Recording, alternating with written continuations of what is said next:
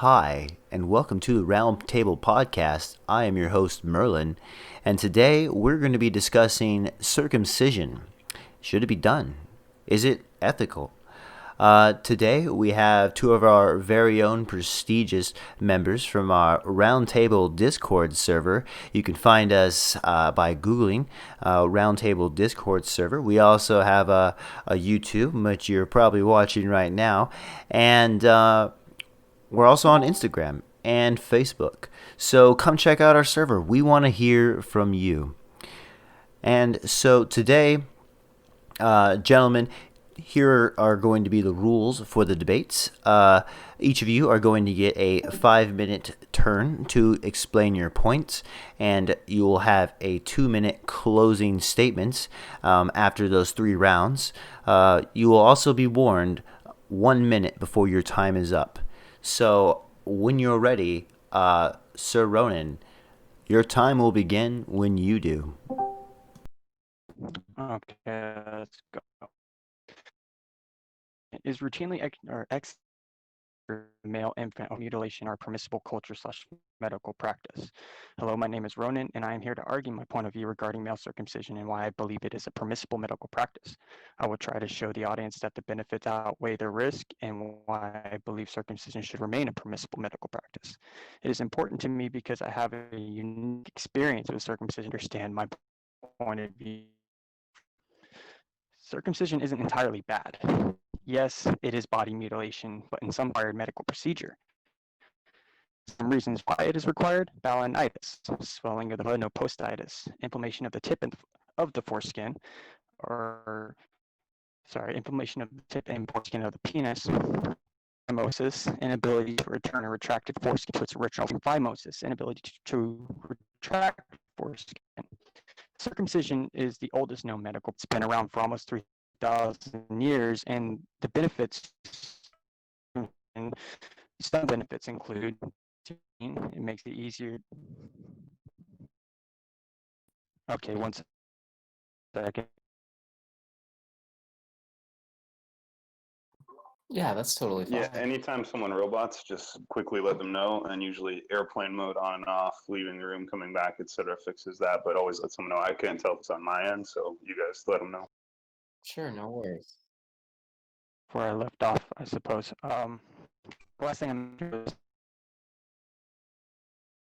circumcision is the oldest known medical practice. It's been around for 3,000 years, and some benefits include easier hygiene. It makes it easier to wash your penis, decreased risk of UTIs, prevention of penile problems, decreased STDs, and decreased risk of penile cancer. Also, along now explain a little bit. So in Africa, circumcision is recommended for boys or men to reduce the risk of certain transmitted infections. In some cases, circumcision improvement in sex life. A 2009 study done in Cape Town, Africa showed that women whose partner was circumcised reported an improvement in their sex life. Research studied 455 male partners of men who were recently 40% said sex was more satisfying, 57% reported no change, and 3% said sex was less satisfying. Our partner had no difficulty maintaining or getting an erection. Top reasons cited by these women for their better sex life was improved hygiene, longer time for their partner to achieve orgasm, and their male partner wanting more frequent sex. With these arguments, I feel I have explained why circumcision should remain a permissible medical practice. And with that, I yield the mic. Thank you, Ronan. Now, Carter, your time begins when you do. All right, sounds good.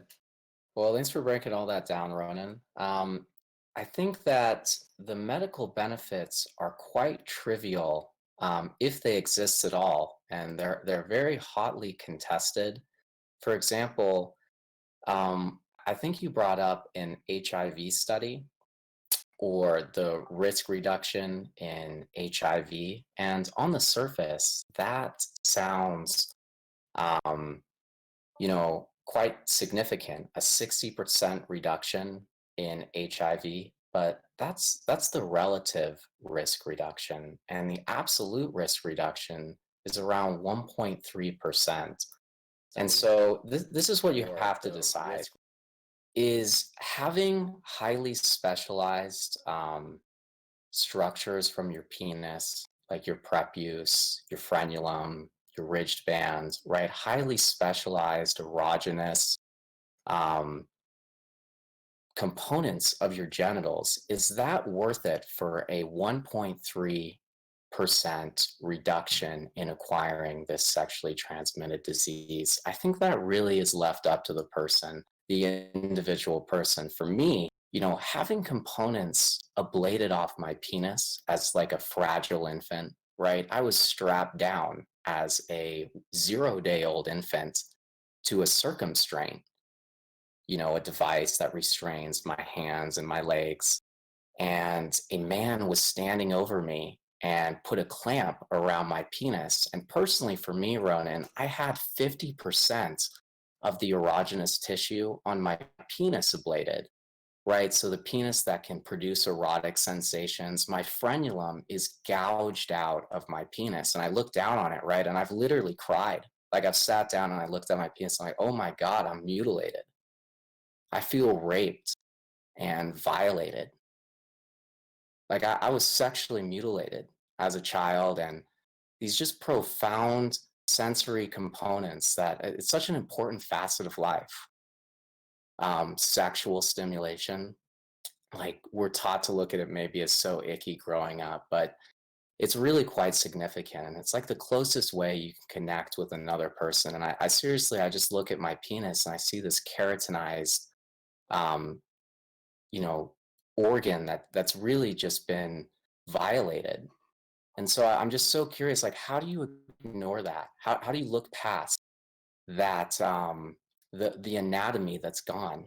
Like, it's so obvious to me. It's so obvious how that impacts me sexually. It's like it would be comical if it wasn't so morbid. This is your mobile skin system on your penis, highly innervated mucosal membrane tissue, right? Like your glands is mucosal membrane tissue. You wouldn't really know it because it's so keratinized, but it's supposed to be like the inside of a vagina. And then you have this entire mobile skin system that's comprised of multiple specialized structures, like I mentioned earlier, the frenulum and the ridge band, and that like moves up and down, stimulating your glands and your whole penis.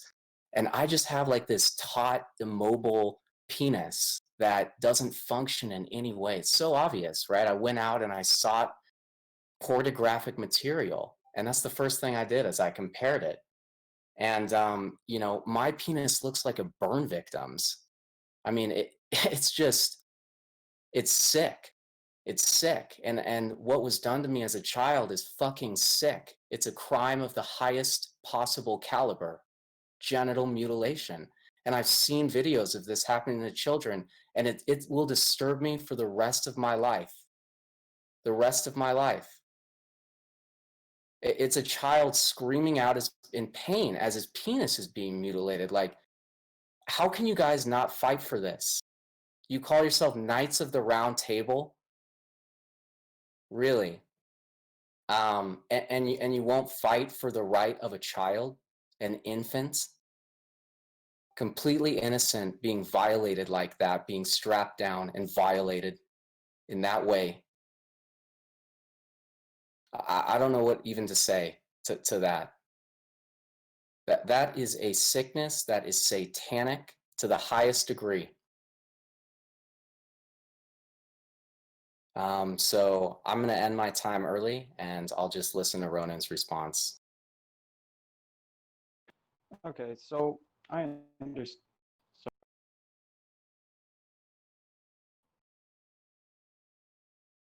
Okay, so I deeply apologize that you were mutilated and you feel so strongly about it. I do have some issues though. So my experience with circumcision was I wasn't circumcised at birth, right? I was circumcised at 3, 4 years old.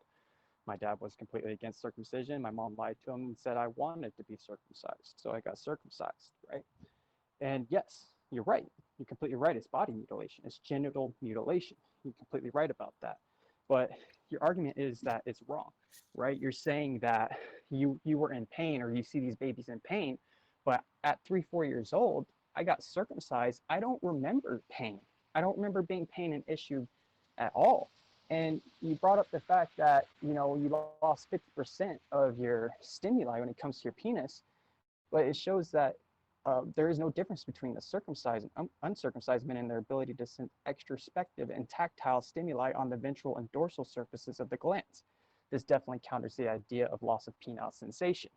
So, but when you're sitting here saying it's satanic and evil, you're kind of calling, you know, the Bible satanic and evil. And is it satanic and evil to um, take in the well-being of a child in regards to possible medical issues regarding not being circumcised? And it's actually been shown that from ages 1 to 9, the complications due to procedures increase by 20 times. And that number.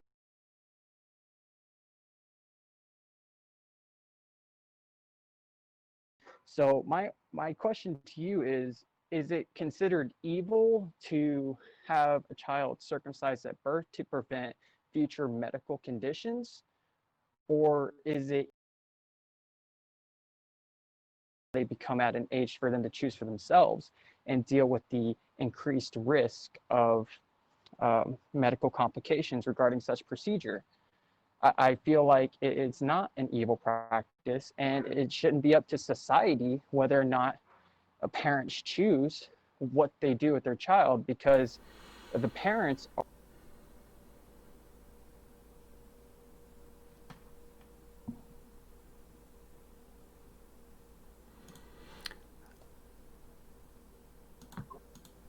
Ronin, are you there? You seem to have cut off. I've paused your time. When did I cut off? Probably about 10 seconds ago. 15. Okay, so I'm not sure if you heard this, but my question is it wrong to assume that a child doesn't want to be circumcised at birth, and then they eventually grow up, make the decision themselves they want to be circumcised, and now they're dealing with that increased rate of complications due to the procedure? And it shouldn't be morally wrong or evil for parents to take into consideration the well-being of their child. I don't think that's evil at all. And you watch videos of children getting circumcised, I understand, yeah, it's very extreme to watch. You know, I have feelings when I watch that too. I have issues with circumcision too. I don't like the fact that these doctors are taking scalpels to the penis of a child. There are other ways we can handle circumcision, like I believe it's called the Morgan clamp. It really doesn't require a knife to the genitalia of the infant child. It just requires a thread and a clamp, pretty much no different from what they put on the end of an umbilical cord for it to fall off. Within a week, the foreskin will fall off. So it's great. I have issues with people taking knives to genitalia of infant male children because we don't need to do that anymore. But I can't sit here and say it's evil for something like this to happen, because I just don't see the evil in it, considering that it's all about the well-being of the child. And with that, I yield my time. All right. Thank you very much. That ends round 2 for Ronin. Round 2 for Carter begins whenever you're ready. All right, so whether circumcision impacts the sensory experience, I mean, in academia, that is something that's hotly contested. And I just posted a study that concludes that circumcision ablates the most sensitive parts of the penis, right? So we can find studies that validate what we're saying all over the place. And you specifically said you were talking about the glands. Like your study referred to the glands, the innervation of the glands, I guess, remained the same, or the sensory experience of it. But what about all the other specialized tissues? So I don't necessarily even agree with that. And maybe immediately following a circumcision, like what was tested there before the glands have keratinized, right? Before the keratin proteins have adhered to that very delicate mucosal membrane tissue and formed this thick keratin layer, causing a diminishment in sensation. Before that's taken place, I'm sure that's when the testing was done. Potentially not, who knows? But that, I guess, also didn't compare the components that were ablated as well, right? Like the frenulum, if that was ablated, or the ridged band, or the foreskin, right? The prepuce. So I guess it omitted those highly erogenous structures in their own right. And other studies have found that those areas are actually, they have a higher degree of sensitivity than the glands itself. And so potentially those are of even more importance than the mucosal membrane tissue that lines the glands. So I just wanted to contest that point that you brought up. And then you ask, you say, I guess you pose the question, like, is that acceptable for a parent to do to a child if they think it's for the greater good? So really what you're saying is it acceptable for a child, for a parent to hand their child over to someone and have that person excise their genital structures? And from my position, I have to say absolutely not. In no way is it morally permissible for a parent to do that, and in no way is it permissible for a medical professional or anyone to remove those structures from a child. And to the religious point that you brought up from a biblical stance, I myself am an atheist, so that is of absolutely no importance to me. But I can see why that would be so conflicting for someone who has that religious background, whether you're Jewish, Muslim, really any of the Abrahamic religions, right? Judaism, Islam, Christianity, they all have that component to them. Where Abraham, a 99-year-old man, right? God asked a 99-year-old man to circumcise himself and all of his descendants. So that is definitely a part of that book. I can't really speak to that because not only do I not believe in any of it in any shape or form, I wouldn't agree regardless. Even if God said to do that, I wouldn't think it was morally permissible. Whether I did it or not doesn't really matter. I would not think that was morally permissible to violate an infant in that way. And I really think you have to let the individual decide, right? You're saying it didn't really matter to you. I don't even know why you got circumcised, right? It was potentially for no reason, or a reason that was made to seem very important at the time. Oh, my foreskin couldn't be pulled down, right? Oh, well, actually, the foreskin is adhered to a neonate 1 minute. and a young child up until, early childhood or potentially even later on. Balanitis, right?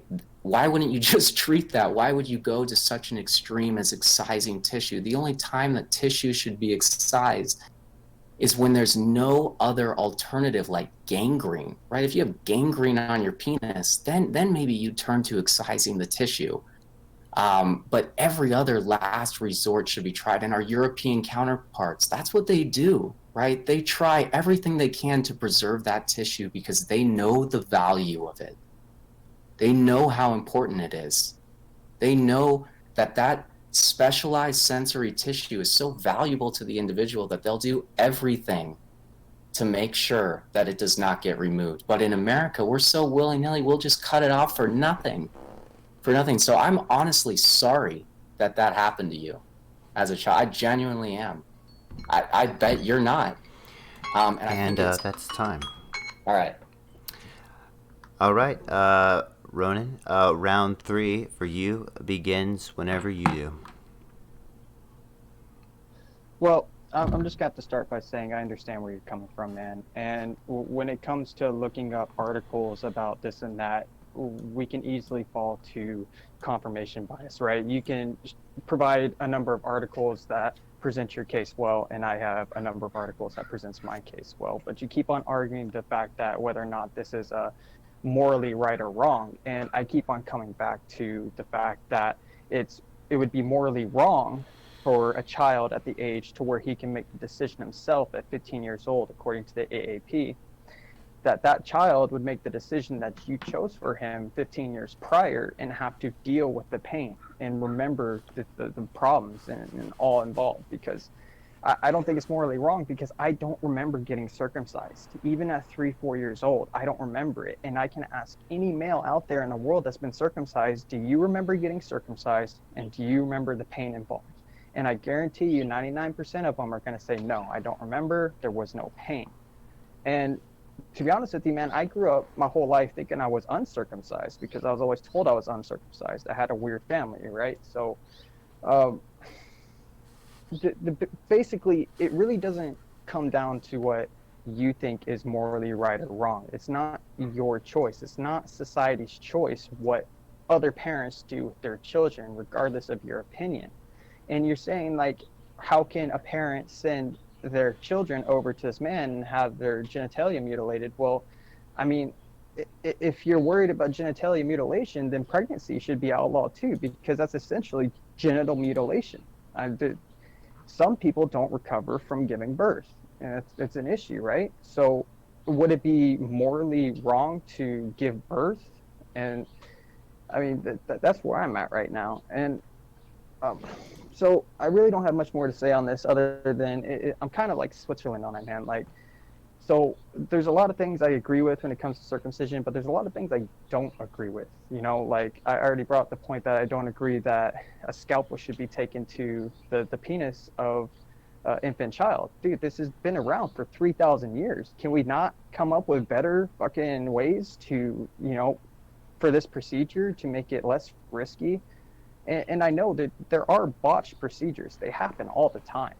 But there's more procedures done that were successful, and the outcomes of those procedures were very beneficial to the child, especially grown up at a later age. So I don't exactly know where I'm going with that point. I apologize.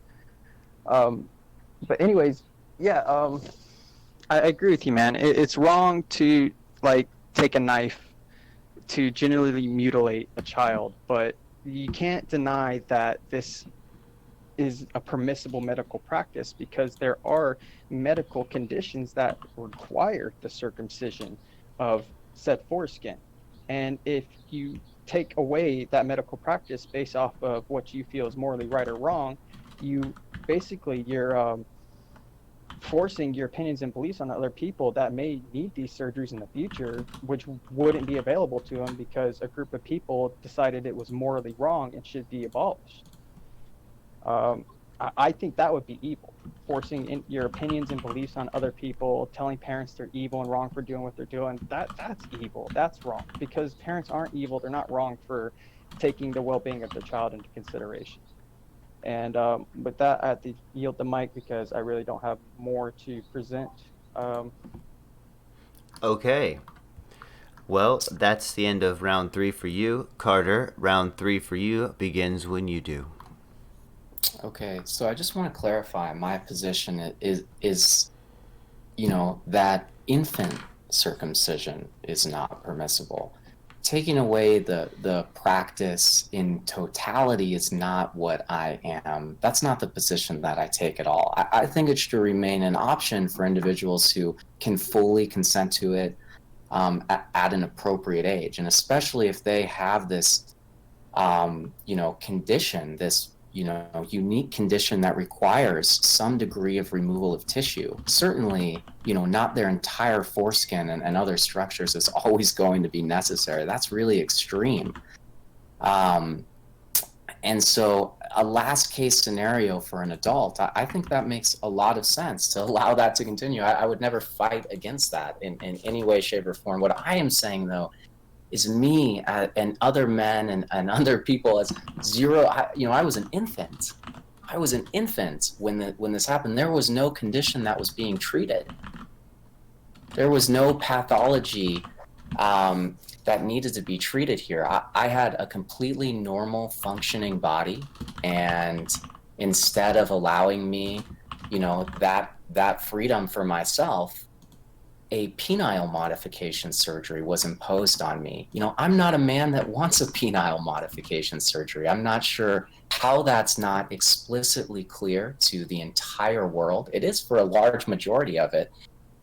We're this really unique part of the world here in America, and certainly other countries and other parts of the world, this is the case. But for such a modern country, for this to be taking place, it really raises a lot of questions. And so you bring up the AAP here, and I really think a more reasonable position from the AAP would be that leave it up to the child itself. Don't impose a genital modification surgery on a child. That can wait. That can wait until they want to make the decision for themselves. It's really a more invasive operation as an infant. They have to first de-adhere the foreskin from the glands. They take a probe in there, and it causes this very serious damage to the glands itself, because they have to rip it off. It's adhered to your glands like a nail is to a nail bed, and they have to jam a probe in there and de-adhere it from the glands. And so the glands come out raw and bloodied, and they really, who knows if the glands tissue fully recovers. It's just been like completely abrasively ripped along the whole area. I mean, it looks like it went through a meat grinder. It's like bloody and pus is going everywhere. I mean, it's a horrific sight. The parents go, right? They're rubbing Vaseline up and down their infant child's penis. And then you talk about the pain. Like, are you saying that early infancy penile trauma has no impact on the neurological trajectory of a child? I mean, that just does not make any sense. And that the evidence does not back that up. And after this debate, I'll show the studies that highlight the impact of neonatal pain, right? Why do we need studies to even show this? This is the most critical formulative time of development. Yeah, you don't remember it. You don't actually have a conscious memory, but the impact at the time, it impacts the trajectory of the development of the child neurologically, right? All these, 1 minute. It's traumatizing experience happening to the child, and they might not remember that specific episode in time, but the impact of the trauma influences the way that the mind develops, right? They're having this penile modification surgery as an infant, and that is impacting the way that their mind is developing. I don't even know, it's so obvious. Why do you need a study to even see that, to even understand that? If you had a penile modification surgery at any age, it would certainly be an event for you. I know you're saying, you don't remember it. You don't remember it. I'm, 3 or 4, I think you would remember such a significant event. But my closing argument is that I don't find it permissible at all. I don't, even if there was 100% chance of all reduction of every STD, I personally wouldn't have wanted it for myself. And I don't think many other men would either. At the very least, they should have the choice. They should have the choice themselves to decide if they want a modification. That's or not. time. Right. Very well put. Ronin, 2 minutes for your closing thoughts. And before you begin, I would like to implore our audience to check out the recorded event channel. And there are 2 straw polls, one for is circumcision wrong, and who you thought won the debate. But please save your votes for the end of the closing arguments. Ronin, go ahead and begin whenever you're ready. Okay, so I just want to start off by saying thank you very much for your time, Carter. This has been awesome, and I feel like I've learned a lot and may have changed some positions regarding the issue at hand. So I agree with you, man. I agree that maybe it should be left to the decision of the child when the child reaches a specific age, because I was trying to argue the fact that it'd be morally wrong for somebody like you to impose your choices and beliefs onto the parents. Then it should be wrong for the parents to impose their choices and beliefs onto the child. With that being said, man, I'm not denying that there's pain involved. I'm not denying that there may be some neurological changes involved, but what I'm saying is I don't remember the pain. I just don't remember it. It wasn't an issue to me. I remember having my parents apply a topical to my genitals twice a day, once in the morning, once at night, for about a week. But there was no discomfort. There was it didn't affect me at all. I didn't have any neurological changes at all. My brain functions didn't change. I was still the same happy-go-lucky 1 child. minute. The only thing missing is that my foreskin was taken away. So with that being said, I agree with you. The choice should be made to the child, but at the same time, the practice should remain permissible due to certain medical conditions. I yield the mic. Very nice. Carter, go ahead and begin whenever you're ready. 2 minutes. All right. This is just more of an informative comment for Ronin. So there's not like a single procedure with circumcision, right, with a single outcome. And so there's actually quite a spectrum to the degree of tissue loss and the amount of structures removed. So who knows, right? I'm not going to be imposing and ask, how much tissue was removed from your penis, but that's the question that actually a lot of guys ask, when they actually start thinking about this topic more, and they want to know the damage, if that's what you consider it, that was done to you. And so that actually plays a huge role in the amount of trauma that happens. I don't think it's permissible at all for anyone for an infant or a young child or anything like that to any degree, even if they took a millimeter of tissue away. But we might have totally different ideas on even what the foreskin is, right? So I would really encourage you, Ronin, and everyone else here to, look 1 into minute. the anatomy of an intact penis to really understand what is being removed from a child. That's where the crux of this issue is. The consent, none of these things matter once you understand that it's mutilation. The medical benefits, they don't matter anymore. They're so trivial in comparison to the sexual loss that oftentimes that always happens with infant circumcision. But even more interestingly, the amount of tissue that's removed in infant circumcision is oftentimes profoundly invasive compared when the adult maybe gets to choose for themselves or down the line. It is not just this trivial little slit of skin. It is a massive amputation of multiple specialized erogenous structures from a male. It's a profound loss. It is. And that's my closing statement. And those are profound remarks. Thank you, gentlemen. Again, I implore our audience to go ahead and check out those straw polls. At this moment, I would like to open it up to the floor for anybody who has any comments or questions on this topic.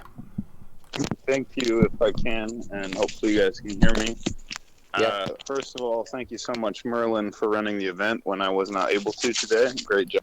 Secondarily, thank you so much to Ronin for stepping in when Celtic stepped out of this debate. Really appreciate that. Thank you so much, Carter, for doing an excellent job arguing a point that I am in 100% agreement with. And so all around, big success. Also, thank you, everybody, for attending. I have very strong feelings about this. I won't have time to go over them all, but just let me know if I robot. But I would like to say a few things. First of all, I'm so sorry for your loss, Carter. You and I Thank share you. exactly the same passion about this, but unfortunately, unfortunately, I'm on the other side of it where I'm uncut, thank God, but my heart breaks for you, dude. So the point is, I know how big of a loss it is, just like from what you've lost. I know from what I have how much I would lose if I didn't have it, if you see what I'm saying. Because I can actually easily tell what it does and how important it is and how horrible it would be if I didn't have it, right? Now, if you've never had it and you lost it at birth, you wouldn't understand what you're missing, right? But I know what I have, and I know exactly what I'd be missing, and it's a fuck of a lot. So that I agree with. Now, I'm just going to make this really quick, if I can, sorry. So the reasons why circumcision is just absolutely and completely unethical is because of what makes ethics, right? And I have a very clear understanding of this. So you are not allowed to hurt another being unnecessarily. That is unethical. You are not allowed to hurt another being unethically or unnecessarily without their consent. That is even more unethical. You are not allowed to perform unnecessary surgeries under any circumstances without consent. The only time that would be appropriate would be in the form of cosmetic surgery with consent. You never amputate healthy tissue. There is no such thing as a safe surgery. Every surgery has an inescapable risk of infection and death. Because of that, every year, babies die who were perfectly healthy. Now, if you take a perfectly healthy baby, you take a knife to it and that baby dies, That's not a medical accident. That's murder. Okay. So every year, children are murdered on a hospital table by a doctor in cooperation with their parents. So the doctor is a murderer, and the parents are accomplices to murder.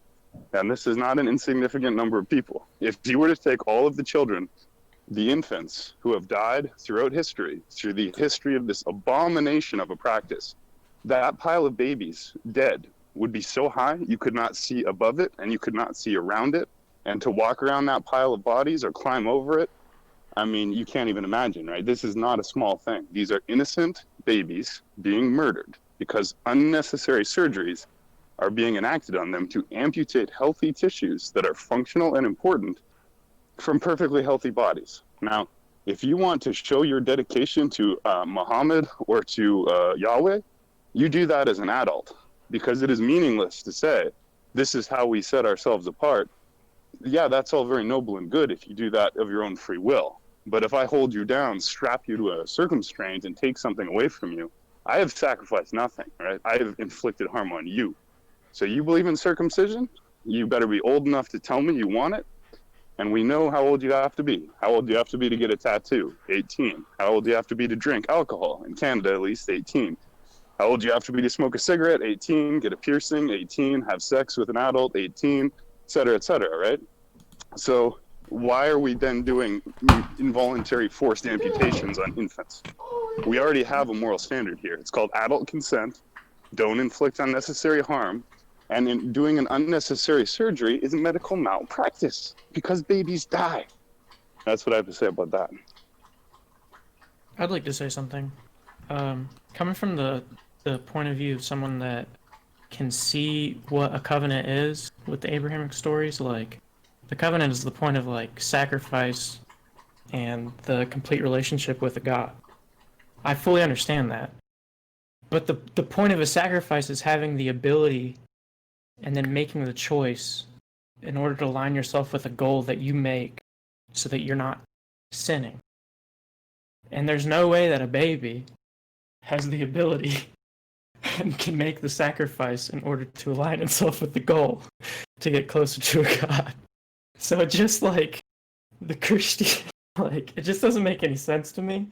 Man, I can personally say, like I'm sure Gallahan can, or like for example, like how you have, I have been, I'm cut, and there's a problem with that. So like personally, it might be a TMI, but I last like, sorry. Doing work. I last. Sorry, there's no interruptions, right? So never speak until someone's completed their full point, please. Yeah, so I last like 4 to 6 hours, and there's no way for me to recapture sensation without, being cut like he said. And I don't know, I just see like a serious problem with that. That's all I have to say. That this doesn't have to come down to you being cut, because I know plenty of cut people who have premature ejaculation. So you can't really say, well, that's because you've been cut. Doesn't have to be a relations there. Logan, I'm sorry, also for you, counselor, because of the modern Western outlook on life, you think that, well, a person is a free agent, he's independent, therefore it should be placed on his decision. That's his decision to make, no one else. But you don't understand that the way ancient people, at least Semitic people, have viewed the world is that no, person is not a free agent. A person is part of his community, and he cannot be separated from his community whether he likes it or not. And the parents will always be the parents of the child, and on some level, they are the owners of that child in some form, yeah, as their property. And I actually believe that it is a healthy outlook to understand this relationship, this dynamics between a parent and a child, and to say, well, some stuff should be left for the child to decide when he grows older. That could lead to a lot of bad decisions later on in life.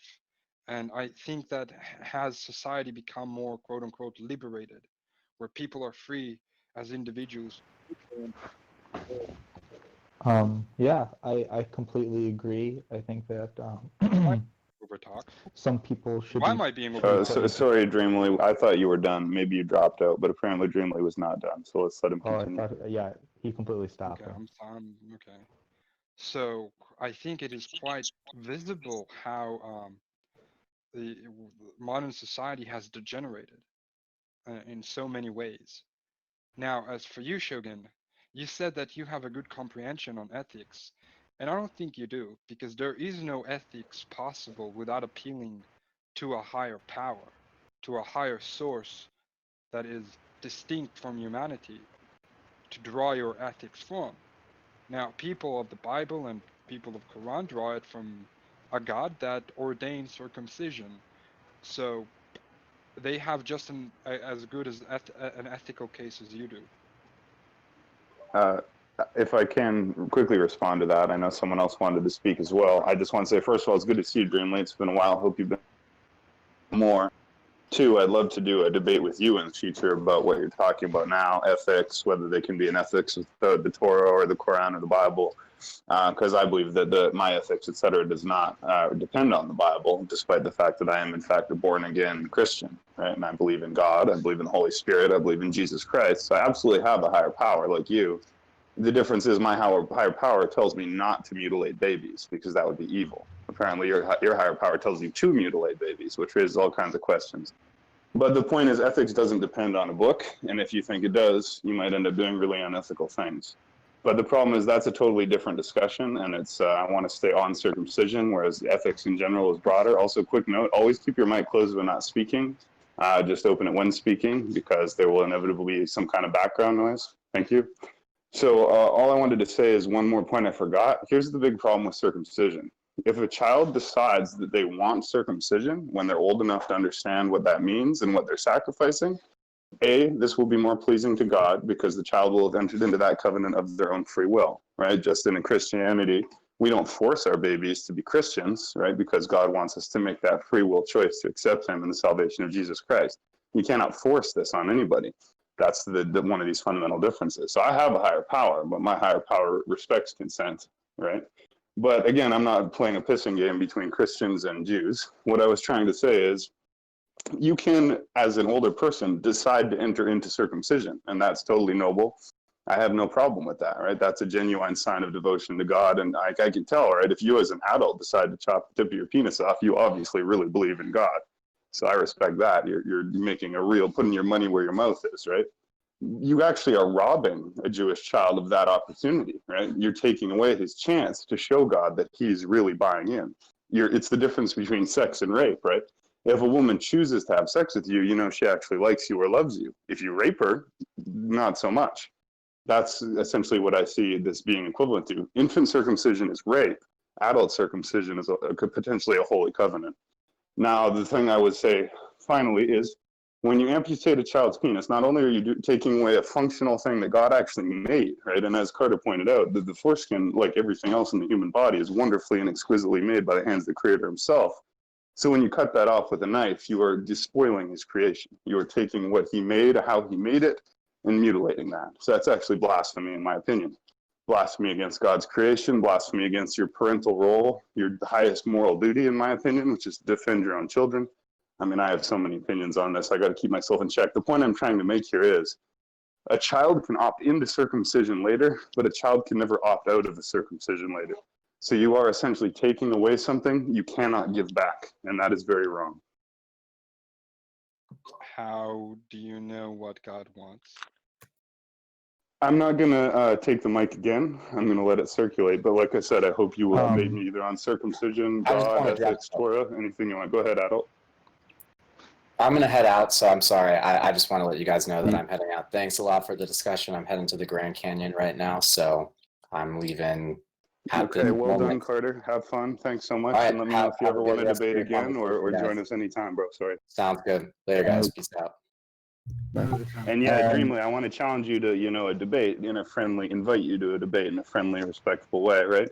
And it could be on Yeah. Judaism, Christianity, it could be on Jesus, it could be on Torah, it could be on circumcision, it could be on ethics. But just let me know. On that point, apparently Aziz has the time to appear to listen to someone else debate circumcision, but apparently doesn't in 3 or 4 months have the time to himself debate it like he said he would. Well, fair point, but again, Aziz knows. I've asked Aziz repeatedly to be a guest on the podcast. As far as I recall, that hasn't happened yet, but I would like to re-extend that invitation to Aziz. It's good to see you as well, Aziz. I'm glad you made it to the event. And I would appreciate it if you would accept a friendly debate on Islam, on Muhammad, on Jesus, on circumcision, or any topic you wish. But obviously that's entirely consensual, and in no way is there any pressure, but it would be a good episode. I do want to say Mhm. about your statement about the circumcision essentially being against the will of the child or whatever, and how it'd be better if the child would decide that he'd be circumcised as an adult to God. Now, the thing is, we are commanded, I mean, it's commanded in the Old Testament, it's commanded in the Torah that Jews from the time of Abraham, from the time of Avraham, Ibrahim, etc., Avraham Avinu, Avram Shalom, it is commanded that Avraham Avinu circumcised himself, and he circumcised the generations after him when they were a child, 8 days, 8 days into their birth. And the thing is that I have never heard a single case. There probably has been one. I've never heard of a singular case of a baby dying when being circumcised by a mole. Never. And I would I'm sorry to interrupt, but please be advised there is a text channel called Recorded Event that goes along with this channel. I've already posted numerous articles. I have literally dozens more. The practice of circumcision by a mohel is extremely much more dangerous than normal circumcision. Many babies get sexually transmitted diseases because, of course, you can transmit these diseases. So go to Recorded Event. You will literally see, and I'll post dozens more. Every year, hundreds of children die with traditional or non-traditional circumcisions. I'm sorry to interrupt you. I wasn't finished, but the thing is, I understand now. When you apologize. It's okay. It's okay. The thing is, the sexually transmitted disease part comes from small sects. It comes from small, like only like 5 synagogues practice Metzita Bepe. You're thinking of Metzita Bepe. That's where they get the herpes. Metzita Bepe is like practiced by like 5 synagogues in the Satmar community, and that's it. It's where They're the only ones that are following God's law.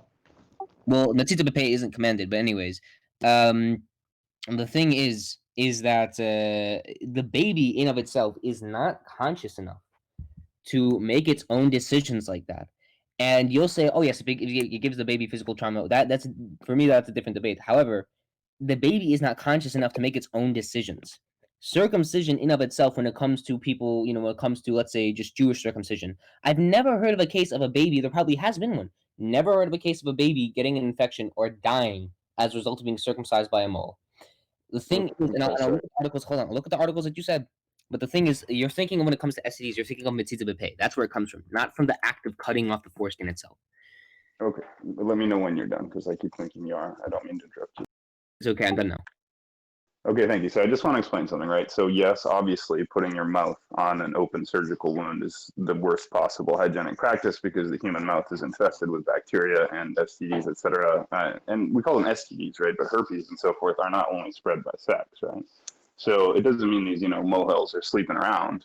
You can get herpes from sharing a drink or anything, right? But the point is herpes can be spread by the mouth. And so if you put your mouth on an open surgical wound, this is basically science and epidemiology 101, right? That's not how you handle surgery. Surgery is supposed to be sterile. Your mouth ain't sterile.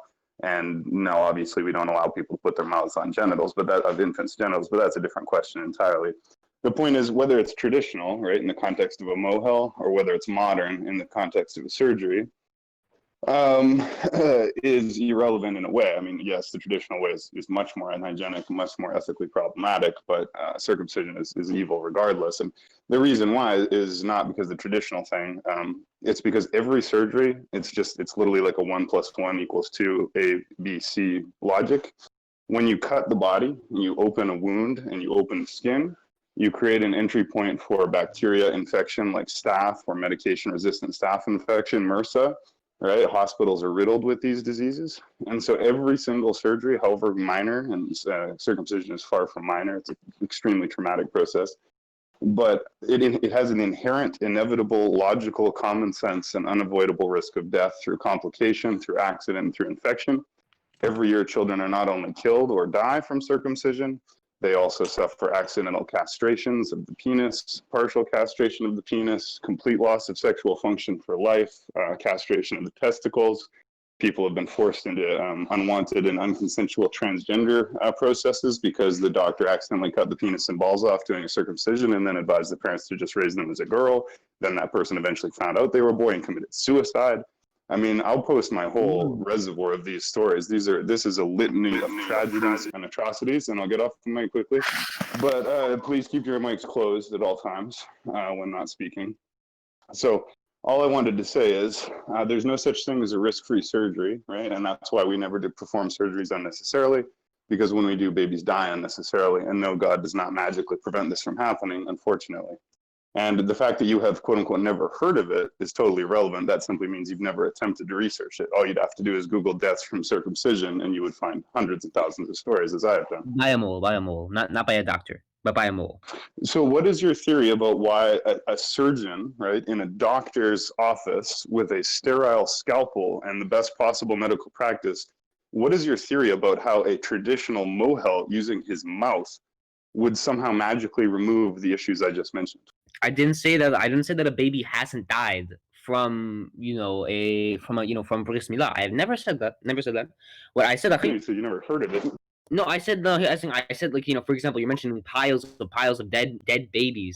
The thing is that when it comes to people who are moles, for example, I haven't heard of a case of that. Now the thing is, I'm not saying that it hasn't happened. It probably has happened at one point when there probably has been infections, etc. But the thing is like, it's very unlikely for I'm just saying it's very unlikely for a baby to die as a result of bris milah. Like once again, I mean, I'll research more into that. I'll look at the articles that you sent. But once again, it just seems rather unlikely. So I'd like to. I'm not going to keep. Go ahead. Why Sorry, do we have Grandma, go to ahead. cater? Why do we have to cater to the philosophy and worldview of other people? I mean, okay, you have your belief, we have ours. Stay out of our business. Well, 100% Dreamly Because you're until mutilating a child and you're yeah, harming a child. hold on. This is a totally valid question, but the answer should be obvious, right? Yeah, of course. Do your thing, as long as thou are not hurting other people without their consent. So if your religion did not involve, please don't interrupt. I'm clearly speaking. I'm sorry, Dreamly. I don't know why you would be trying to overtalk me when it's my turn and I'm responding to your points. I had to mute you. Unfortunately, that shouldn't have been necessary. Just follow the rules.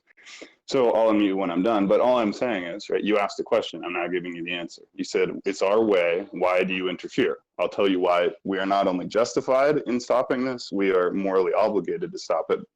It's because you are not practicing your religion freely. You are inflicting abuse on an infant. So if I say, well, if I want to, I'm not going to be explicit because it's disturbing. But I could think of any other number of ways you could hurt a child and then use the exact same logic. Hey, it's my child, it's my life, it's my lifestyle. Who are you to say? That's the point, right? Consenting adults can do whatever we want. Children are entitled to the protection of states, and every good person has a protection. You see, the children will get a choice, right? Nobody wants to prevent you from freely practicing your religion, but those babies have no freedom whatsoever. They don't even know what religion they're in, and the pain that's being inflicted on them, they didn't consent to it. So we have to speak for them because they have no voice, and sadly their own parents have been convinced that they should be hurting their own children, which is extremely tragic. And I'll unmute you now, but please remember, right? No one will interrupt you, so don't interrupt anyone else either. You're now unmuted. Yeah, I would like to know how the religious defenders of circumcision, how would you and under what theory do you prevent someone from doing any of those other things that Shogun mentioned or hesitated to mention that you could do to sexually harm a child? Under what standard can you say that raping a child sexually for sexual gratification or for religious purposes is wrong? So, Shogun, with all due respect, I wasn't actually finished. You took it as a sign to start answering my question, even though I haven't yet finished. And, you being the mod, I just had to shut up because you were the mod. But I want to point out you didn't shut up. That was the problem. You tried to fight for the mic. So I'm now clarifying this, right? So the reason that understands when you ask a question. Clarify stuff. You're right. You're the mod. Yes, for moderation. Yes, because in order to eliminate any confusion, right? You haven't been here in a while. This is probably why you're rusty. if someone's interrupting you, it's only permissible for moderation, right? And in this case, the confusion, as you pointed out, is you asked a question and it wasn't clear to me that was rhetorical. I thought it was a sincere question, so I apologize. But you're right. Once I start speaking, then you should actually just be quiet. Not because I'm a mod, but because we don't allow fighting for the mic, right? Because that creates distortion, two people at once. So it's not that I'm trying to power trip here. This is a recorded event. If you speak when I'm speaking, it creates echo. That echoes on the recording. Nobody can hear you. Nobody can hear me. So yes, I can mute you, not because I'm trying to power trip, but because I'm trying to keep this recording as clean as possible. So I will now unmute you. I apologize for misunderstanding. You will have your full turn, but please don't waste it on anything other than your actual point. Yeah, so you can basically come up with any excuse you want to. Okay, I see. You didn't understand. I'm sorry you now yielded your turn. You had a chance to make your point, but you chose to argue moderation. That's against the rules. Please read the rules again before you're unmuted. You'll have to confirm you've understood them and you promise to follow them. Hello? Oh, can I have the mic? You guys hear that? Yes. I would like to talk if I can. You don't need to ask for the mic. Okay, well, this is actually my first debate going to, and I'm actually Jewish, and I actually am appalled by the practice of circumcision. And what I find appalling is that whether Jews or seculars or non-religious people defend the practice, they always shroud themselves in cultural relativism. It's like, oh, it's part of our culture. Oh, it's my choice. It's my choice. With genital cutting of females, for instance, now all of a sudden they're like, no, that's objectively wrong. I can't help but notice that double standard in that debate. That's a good point. I would like to talk about the Bible talks about circumcision as well as the Torah, but these texts were written like thousands of years ago when people's knowledge of A, personal hygiene, and B, general medicine were not as good as we have today. So at that time, the act of circumcision could be understandable, but I believe it has no reasonable part in our modern world today. I mean, I'm actually looking because they're secular, like it's an outdated principle, but I mean, it's just a very it's outdated, and it's extremely hypocritical.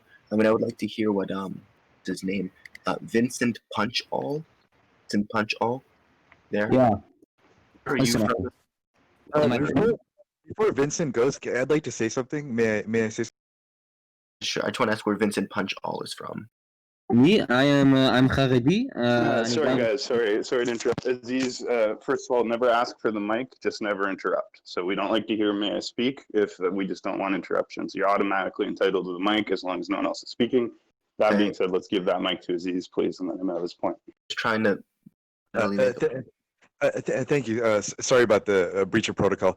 So I just want to make 2 points here. I'm not going to go on an extensive, debate or anything. Maybe that's for another time. I will say that there are, for the anti-circumcision activists here, or the intactivists, their arguments rest on. There are 2 fundamental assumptions that their arguments rest on, and there are probably more, but there are 2 assumptions that I wanted to identify. One of the assumptions is that the infant has the exact same rights as a full-grown adult, so you are basically making an equivalent to an adult in terms of rights and. Oh, sorry. Can you hear me now? I can actually. I didn't hear him cut out on my end, but. Okay. So if I did cut out, I apologize. So one of the underlying assumptions here is that that the infant has the exact same rights as an adult would. So obviously, like if there were another adult, you wouldn't just go ahead and circumcise them, without their permission.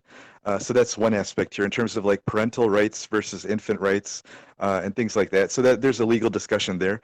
And then the second assumption that the intactivists are making is that that this practice of circumcision is harmful to the infant.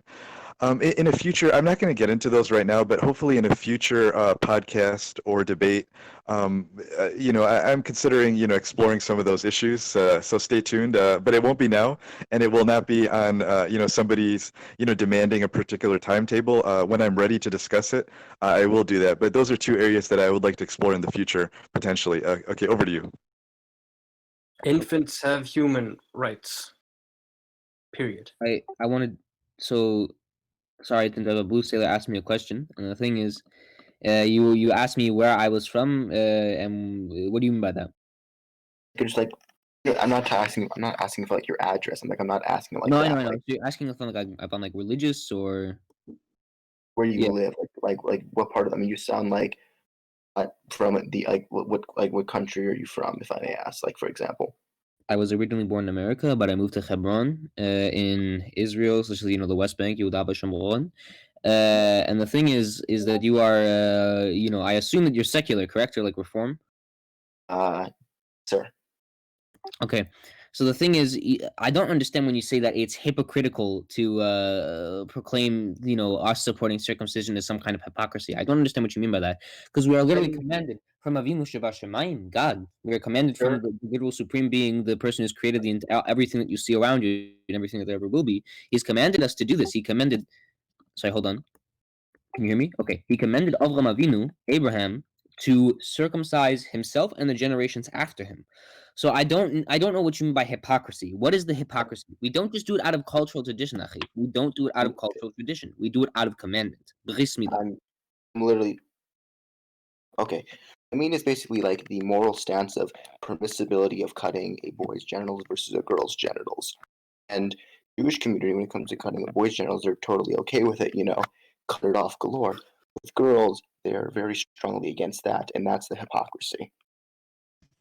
What is the hypocrisy? You said cutting off the genitals of women. So like cutting off, the clitoris.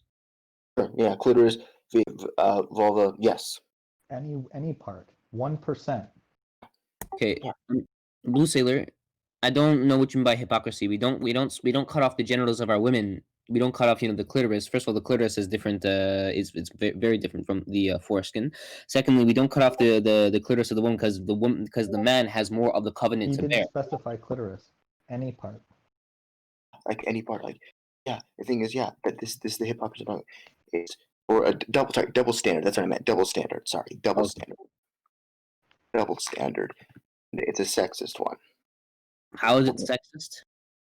Because male bodily autonomy is protected, whereas male bodily autonomy is not.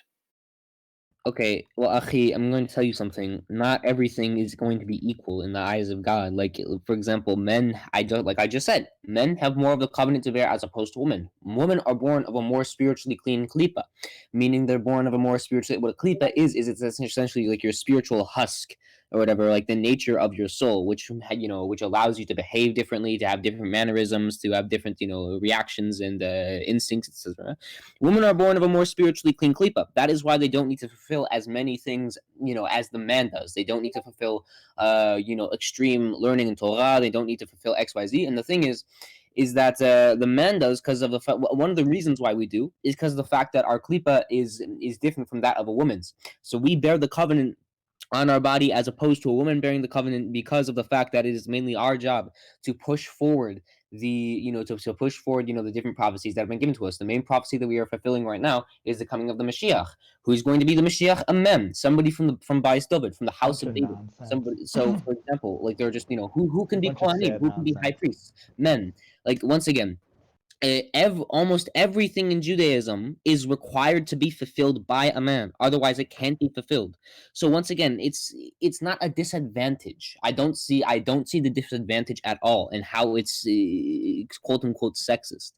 Mind if I add my 2 cents here? Like it's fine and all for religion, but most people, at least in Western cultures like the U.S., Europe, don't do circumcision for religious reasons. So that alone, it doesn't make it an excuse for anyone else to do it. Like if you do your religious practice, I don't care. I think it's deemed wrong. I'm always going to think it's deemed wrong. But in terms of religious reasons, I don't care. It has everything to do with an objective reason. In this case, I believe.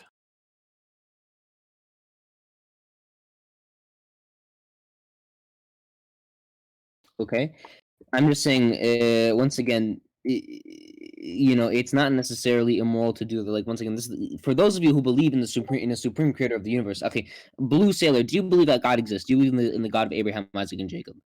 Considering that he watched needlessly 6 million of his chosen people die, I don't believe in him.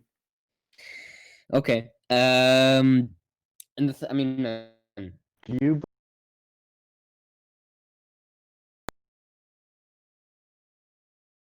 Vincent? yes, I believe raping a child is wrong.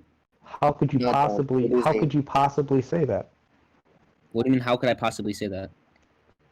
Well, whether you're getting sexual gratification or not doesn't make it moral or not. You're sexually harming a child because you say God said so. That You doesn't make believe it that okay. raping a child. Yes. Yo, by that logic, right? If there was like a child who had something extremely wrong in an area of his body, let's say, the child's anus or the child's genitals, and that had to be That hypothetical is irrelevant. by that, If a Remind you not to child, interrupt and to let each other Hold on, finish I'm their trying to complete points, please. let me speak. By that same logic, I could literally say that literally any simple surgery could be rape because once again, the child can't consent to it. It's a literal baby. It's a baby. I didn't say it was lacking consent. Yes, no, but no, you're saying that it's rape. So here's the thing. By the same logic, I could say a surgery that could be done to save a child's life would also be rape. Once again, that's very, very No. The difference is because I'm that sorry, surgery there's would be some done because confusion to about the save their rules life. happening. Everyone must be quiet. So you guys are over talking, you're interrupting, you're interjecting. If you disagree, you must wait till the person finishes their point, then you may respond. You may not ever respond during someone's point. Okay. I mean, really, once again, like I said, by that same logic, you could say that literally any surgery. Okay, now you've repeated yourself 3 times. I thought it was my turn I just to warned you, who respond. is breaking the rule, please mute them, send them the rules. You're not excluded from the remainder of the chat as you're not listening. Okay. I'm not trying to repeat myself. I was going to make another point beside that. Anyways, yes, like I said, by the same logic, that could also be any surgery. Let me finish. I was going to make another point. I just specifically asked for the person who keeps interrupting to be muted. None of my mods responded. Immediately mute that person. I don't know who it is, but they are not listening, and they have lost their voice chat privileges until they understand and follow the rules. Okay, anyways. No, the thing is once again, a child is not going to feel any sort of they're not really going to feel any sort of pain. They'll actually forget that pain in less than a month. Once again, there's the argument that it's raping a child or it's harming a child against its basic human rights is very irrelevant, especially if you're a religious person. If you believe in an Abrahamic religion, and you believe that God is a completely moral, he's completely just. Because if you believe in Christianity, Judaism, or Islam, and you don't believe that God is completely just, then you're a heretic according to those religions. Well, I mean, and otherwise, if you're a Christian, a Jew, or a Muslim who believes in God, then it's completely irrelevant for you to argue that circumcision is immoral. The thing is that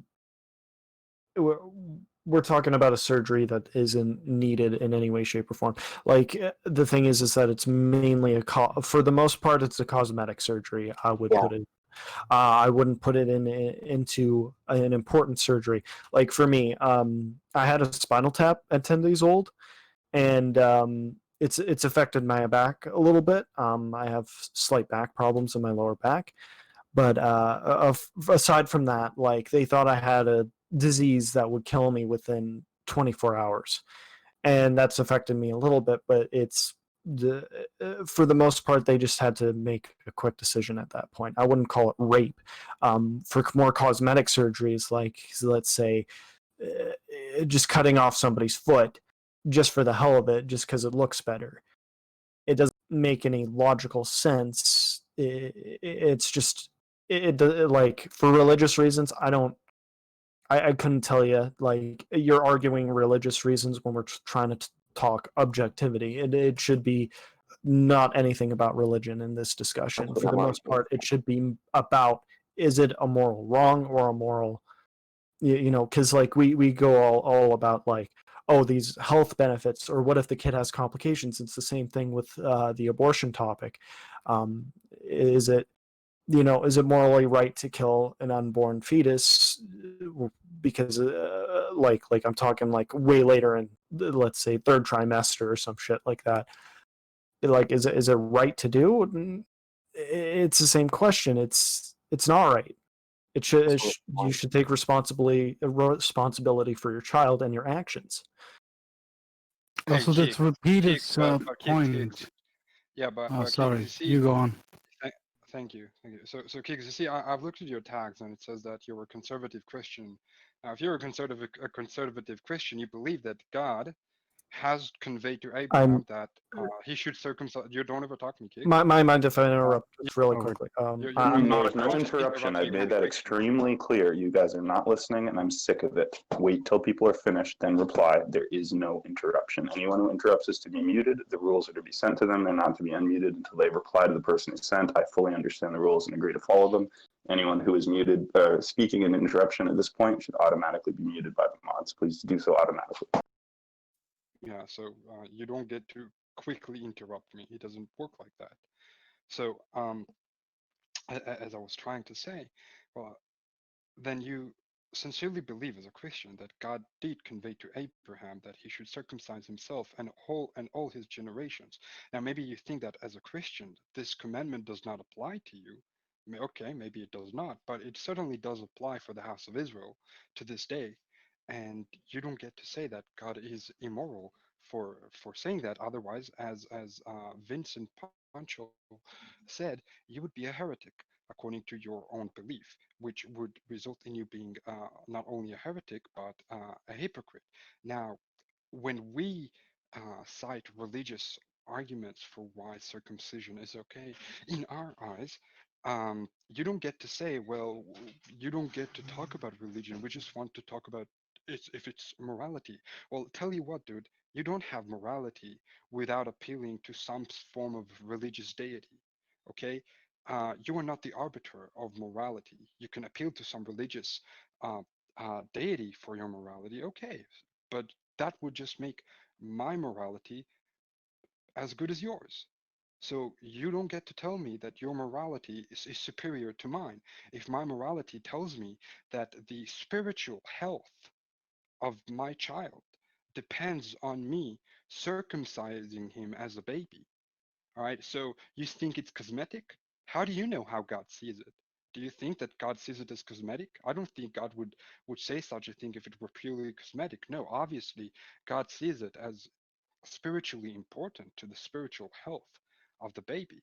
So if you had a spinal surgery in order to save your physical health, well, guess what? We have a surgery to save our spiritual health.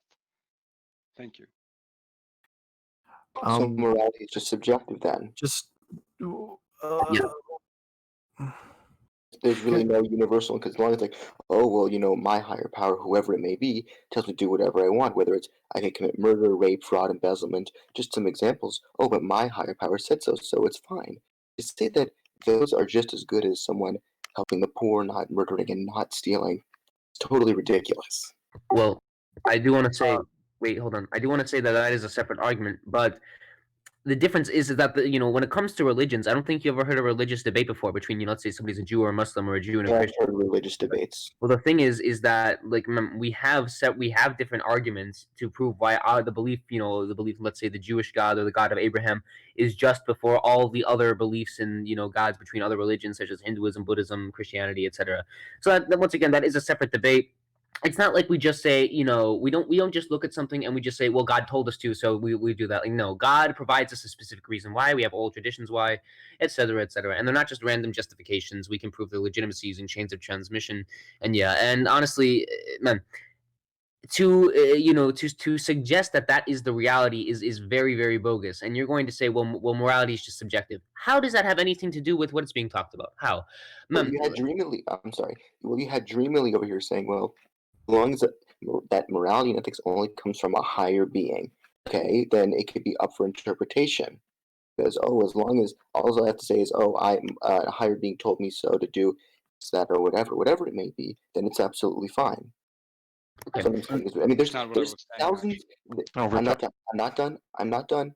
I'm not done. There are thousands of religions all over the world.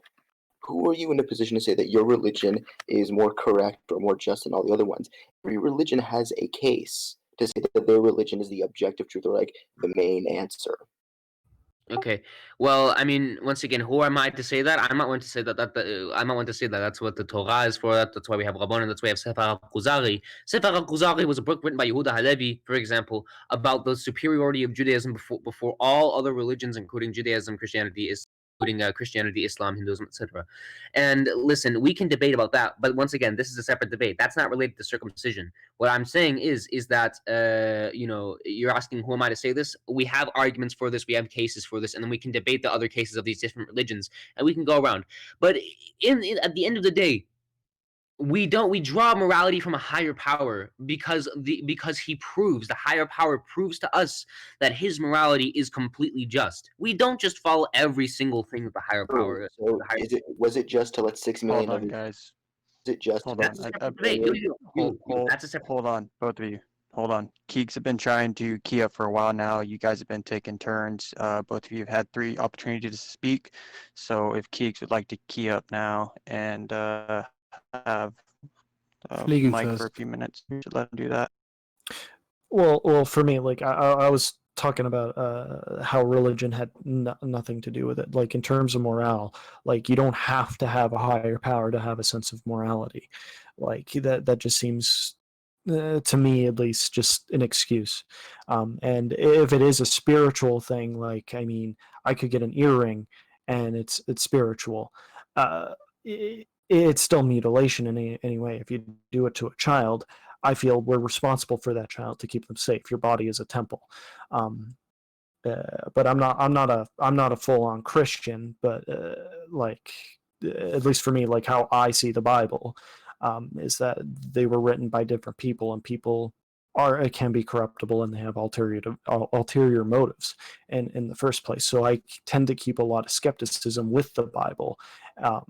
In the first place. So just saying, it's read in a book doesn't mean I have to do it. For me, it's more of a guide. That's my general gist of the Bible, but it shouldn't be about religion. Is it mutilation or is it something that is beneficial for your child? It has nothing to do with religion at all, in my opinion. So, Blue Sailor, when I was appealing to a higher power for the case of morality, I was actually making the case that, as you said, morality is not subjective, it is objective. Ergo, why you must appeal to a higher power in order for morality to be objective in the first place. Now, once I appeal to a higher power for my morality, and then you appeal to a different higher power for your different morality, then we create a debate on whose higher power is Don't. actually true. Okay, and that's a different debate altogether, which I don't think that is the time and place for such a debate, but I assure you, us Jews are not afraid of such debate. In fact, in most cases, in fact, 100% of the cases that I have been as a Jew in such debate, I always come out on top, always humiliating my opponents, be them whatever religion or non-religion they are from. So if you want to have this debate with me, I will be glad. I'll have I just want to go back to the thing I wanted to say earlier when I gave my time to the other person who was talking. The repeated argument: the baby will not remember this pain, therefore it's okay. What prevents anyone from giving someone a drug where you have memory loss and do all kinds of horrible shit to them using the same argument? Oh, they don't remember it. How the fuck does that logic work? The baby doesn't remember it. Like, is Bill Cosby all right then because he gave those women's drugs that they don't remember what happened to them? That wasn't the point of him saying he doesn't remember it. He was saying that there is pain, and the person responded with, he doesn't remember the pain, and nobody that he knows remembers the pain. It wasn't the part of remembering, it was the part of the pain. If the argument is if you don't remember the pain, therefore it's all right, how can you not extend that to other scenarios? So your brain remembers, even as an infant getting circumcised. That's your very first traumatic experience ever, and other than birth. So you get 2 back to back. So you have an extreme friggin' birth, and then all of a sudden they're mutilating you by taking your foreskin. Well, I'd like to add to that. So I can't speak on behalf of infant males because I was circumcised around 3 or 4 years old. But me being 3 or 4 years old, I don't remember getting circumcised. I don't remember the pain. I just remember the topical ointments being applied to me twice a day for about a week. That's it. So I'm not saying there was no pain. I just don't remember the pain. I don't remember getting anesthesia. So that's where I'm at. I just want to clarify the argument here. So when people say, like, when people that are pro-circumcision, when they say that the infant or the very young child does not remember the pain, we're not citing that as a justification for why we do circumcision. So whether you're a Muslim or a Jew or a Christian who decides to follow this pathway as well, our motivation to do it, I think, was laid out very well by Dreamly, or the reasons why we do it. But when we bring up the point to say that the infant doesn't remember the pain, that's an argument against not to justify the practice of circumcision, but rather to as a counter argument against those who say that there are lasting harmful effects. And of course, that's only one component of the argument, but it is arguing against the sort of the narrative that the infant is like permanently harmed by this psychologically in the long run. So over to you guys. If I could jump in quick, I haven't spoken in a moment, assuming I'm coming through clear. Sorry. I just want to say, right, so I get it. People say this to me all the time. Well, I don't remember anything. And I get it, right? If you don't remember it, arguably it didn't hurt you. Completely untrue for a number of reasons. First of all, I think it's already been mentioned, but this just isn't how we apply things, right? So if a woman gets raped and doesn't remember it, that doesn't make it morally okay, right? If you see a homeless person passed out on the street and you boot them in the ribs and they never know because they were so drunk they didn't feel it, still completely evil, right? So the ethics is not determined by whether the victim remembers the assault. That's just not how that works. And if I can key in on one thing, my mother's specialty was early childhood development. She worked high level in the government on this. She knew the science better than anybody. And the way that the human is, they're most vulnerable, most sensitive, most in every way gentle and vulnerable, right? This is obvious, right? I'm outside here. But so trauma is much exponentially more damaging the earlier it happens. And that's because when you're born, your brain is all fired up to make all these connections and learn about its environment. It's like a sponge. So love, right? What's supposed to happen is you're supposed to take your baby, wrap it in soft swaddling clothes, hold it, sing to it, read it, kiss it, hug it, touch it, give it milk, breastfeed it. That's what the baby's wanting and expecting and needing for a healthy development. And if you give it love and affection in early infancy, it will be enormously important to its long-term well-being. So I hate to tell you guys, from a scientific, medical, neurodevelopmental, and psychological and sociological point of view, circumcision is the most harmful thing you could ever do to your child because you are sexually traumatizing them in the pre-verbal stage, at the earliest stage, at a time when they are wired to expect the opposite. Now, there's multiple problems with this, but the biggest one is it automatically violates the innate sense of trust that the infant has in its parents. This is incredibly grotesque because this should be the most obvious thing, right? A mother's love, a father's protection for his child. And so instead of being received into the loving arms of its family, it's strapped to a board and mutilited. And I'll get off the mic, but the problem with this is called pre-verbal abuse, by far the worst kind, because humans are what's called a narrative or a narrative species. And what that means is we process trauma by telling ourselves stories about it and thinking about things verbally. It helps us process what's going on. Babies have not yet learned language, and they don't even have the context to understand the trauma that's being inflicted on them. So I know you think it's okay because you don't remember. I hate to tell you, scientifically, it's the opposite. Infant circumcision is basically perfectly designed to harm the child. So, if you're finished, according to your psychological analysis, I am surely psychologically deformed in some way or form, and I have an issue trusting my parents. What's the issue about? Like what matter? I mean, no, the issue is that I'm psychologically deformed and I have issues trusting my parents. I don't think the issues trusting your parent thing was established as a ultimate it happens to everyone thing by what he was saying at all. Well, I think that there are plenty of cases of people that didn't ever go circumcision and are still not cut, and they have issues with their parents. That's because there's also adolescence to keep normal and balanced. You've got to keep that in mind. And there's a whole changing of the whole world now, especially with the world that the state is in, and the state of the news, like the riots, COVID-19, economic imbalance. Those are different factors, social factors. Assalamu alaikum. There's always social factors to this. You could probably count social engineering as well, like how some people hate that there's a snowflake generation coming about. Test. Do you hear me? Hello. Hello? Yes, we can hear you, sir, but please wait for your turn on the mic. Yeah, I was just testing my mic. Sorry. Sorry. I think one is trying to speak, but I can barely hear this one guy. What guy? Yeah, his mic is extremely low. How about now? Who is this? Is this better? No, not you, Vindy. One. I can't hear him. Yeah, me either. Yeah, who? Sorry, who, Dreamland? One. Yeah, person. Yeah, so Juan, whoever Juan is, please leave the room and rejoin. Turn up your volume, speak louder, put the mic closer to your mouth, etc. People can't hear you. The reason why that normally happens when trust is not built is when there's no value. If you don't, Hello. that's generally how trust is not built, with no value. But Vindy, we're actually talking about people supposedly losing trust Yeah, of that's their parents due to circumcision, specifically. okay.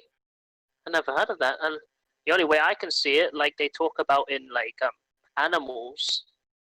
Well, it's different. It's castration with animals, but with since it's a living being, you could probably say that doing that causes some kind of hormonal difference, and that causes their mindset to change, in a sense.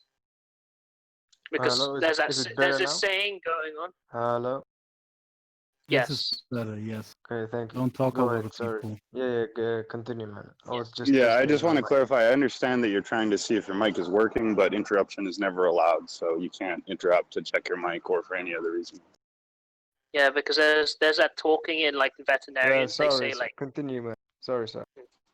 And so they say apologizing, also interrupting, but you'll get it. yeah, because they say in veterinarians, it's castration. I mean, it's castration when it comes to like animals, but it's to do with the genitalia. But either way, they talk in veterinarians is like if you cut the balls off, the brains come back, and then they make a joke that it's about brain surgery. So that's the only way I could come with relation to that about circumcision and it causing a distrust value within relatives or guardianships. So I know Causing that some kind of hormonal imbalance. Well, you see that's a good point that you raised. At in modern society, castration of animals seems to be it makes them something that docile. we're okay with, because we come up with reasons for why it is beneficial for the animals or for us humans or for the population of animals. We make up a whole bunch of reasons, and they're all arbitrary and subjective. And yet my religion, which in modern society is deemed as primitive and stupid, actually sees makes no justification for the castration of any animal. It seems that it is a complete sin to castrate an animal. It is against the law of the Torah to castrate an animal. But my opponents would say that it is immoral to circumcise a child, while on the other hand, they will be sometimes okay with castrating an animal completely. So I'll say that I know that rats, like humans, need comfort in order to stay alive. Like I forgot the guy who made the discovery, but if you take an eraser and put it against a rat, you can tickle it, but they laugh ultrasonically, so you have to slow it down. But the point I'm making is talking, or is my connection? The point I'm making is Yeah, just leave and rejoin if you can't hear anybody. Just leave and rejoin. That'll fix the issue. Sorry. the point I'm making is just like rats, humans also need love in order to grow and develop. And we've seen that with communist hospitals. They took all the mothers away and the children. I forget the numbers, but it was like I think it was upwards of like 80% of the children, like, and I'm grouping this together, but died or had serious like social problems. And past that, to what Gallihan was saying, what we're doing whenever we're circumcising someone is the exact opposite of love and comfort. You're you're supposed to be set up in order to take in love and comfort, and then you're cutting off a piece of that, very small baby who has like no development in its brain and causing it serious pain. Well, I think it's a really bad analogy to bring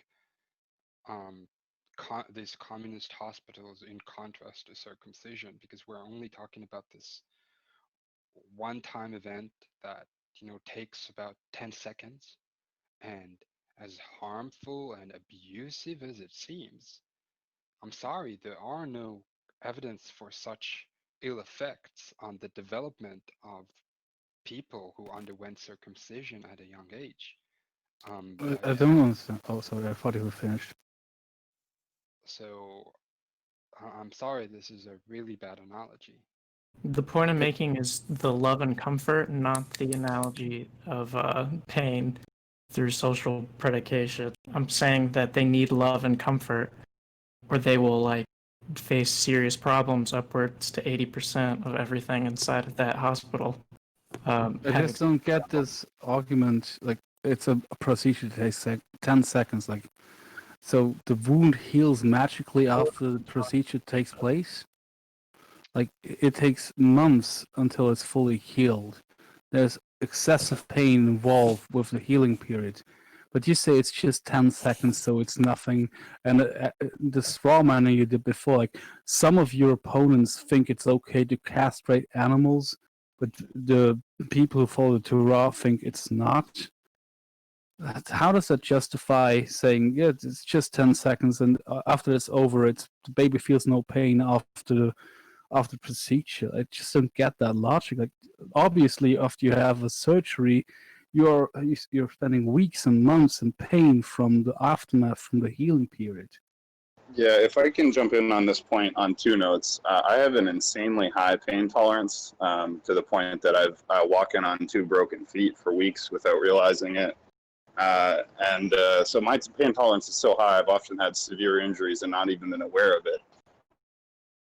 So when I had a minor surgery on my chest, right, an area of flesh removed and some stitches, I thought it was going to be a cakewalk. When that anesthetic wore off, the pain was extreme and intense and very long lasting. So yeah, surgical, there is no minor surgery. And the area of my body that was amputated or operated on was infinitely less sensitive and pain receptive than the area in circumcision. So the pain is actually maximal. It's the most pain sensitive spot on the body. So the pain would be unbelievable, right? Unbelievable. And the healing process would be long and difficult and slow. It's not a small thing. It's not a minor thing. It's not a trivial part of the body. It's a critical part of the body, et cetera, et cetera. And the second thing I wanted to say about how harmful and traumatic this is at this age is not my own opinion. There's actually now scientific evidence that circumcision causes lifelong psychological, emotional, and sexual problems and dysfunction. So although I will admit that from a theological point of view, if your mind is entirely determined by your scripture, yeah, the scripture says circumcise your kid. No one is arguing that. However, if you care about the objective well-being of your child, you are hurting that child. Okay, so there are a few points I feel like I need to respond to. Fingerfaust, when I said that some of my opponents are in favor of animal castration, that was not um, a straw man, because I was using it to a completely different point entirely. Not talking about the 10-second thing. I wasn't talking to a counselor with his communist hospital example. You have completely conflated 2 points that I was making at 2 different times to 2 different counter arguments. So please don't do that. As for 10 seconds, well, all right, fine. It takes more than 10 seconds to heal, but it does not take months. Perhaps it takes like a week or two. Not that it makes such a huge difference, I know. And yet, it is not a good reason enough to come and bring the example of communist hospitals against circumcision, because with all due respect, Jewish parents don't uh, or do give the necessary warmth and love to their children, as I have received from my parents, and as all, I mean not all, but as society goes, as a society normally is, as all Jews receive from their parents, and Sorry to and interrupt, but I did not no, there is no conflate it sorry, with but the no, communist there is no hospital. sorry, there is no sorry, Guys, I'm listen, very I've sorry, explained but this there is no sorry. repeatedly. yeah, I don't I'm care if very you're sorry. sorry, but Shut your absolute mouth, you dipshit. Okay? Everybody read the rules. I've explained this repeatedly. There is no interruption. There's no quick interruption. If you start your sentence with, I'm sorry to interrupt, then you're interrupting. You're breaking the rules. Everybody go to the rules channel and read them. I am sick of repeating this. If you have a problem with what someone is saying or they're mischaracterizing your argument, you will do them the courtesy of allowing them to finish their point. Then you may respond and point out their mistake. Anyone who interrupts in this way is to be instantly muted and not unmuted until they reply in writing that they have understood and promised to follow the rules, okay? This has been put in general chat. Everybody read it. It's put in the rules chat. Everybody read it, okay? I'm sick of repeating myself.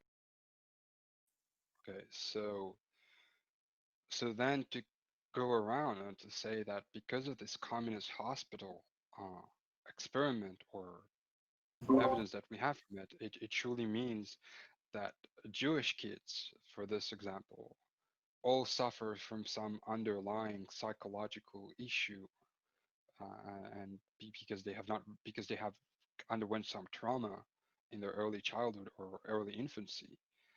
I don't think that's true. I mean, some people would say that Ashkenazi Jews have some tendency for psychological issues. Well, maybe they do, but it can't be shown as being related to circumcision, because on the other hand, Sephardi Jews don't really suffer from the same psychological issues, yet they undergo the same circumcision at the same age and at the same rate. So no, I think it does come down to, yeah, God said so, and all morality will eventually have to appeal to a higher power.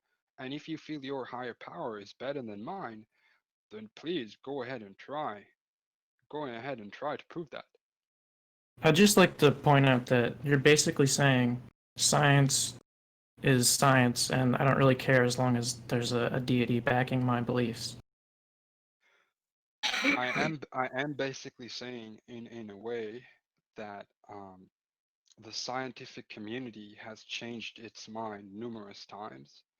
Um, One day they find that, I don't know, that um, the that matter is all there is, and now they're starting to talk about quantum physics, where maybe there is an underlying energetical um, substructure to matter, and there are things beyond matter in a way. So science keeps changing its mind. Okay, so today they believe in in their psychological theories.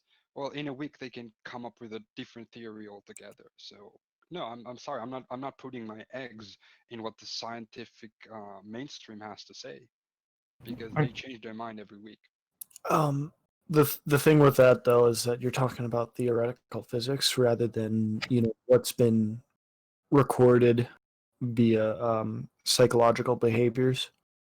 You might not see that you are somehow mentally complicated in some way because of the circumcision.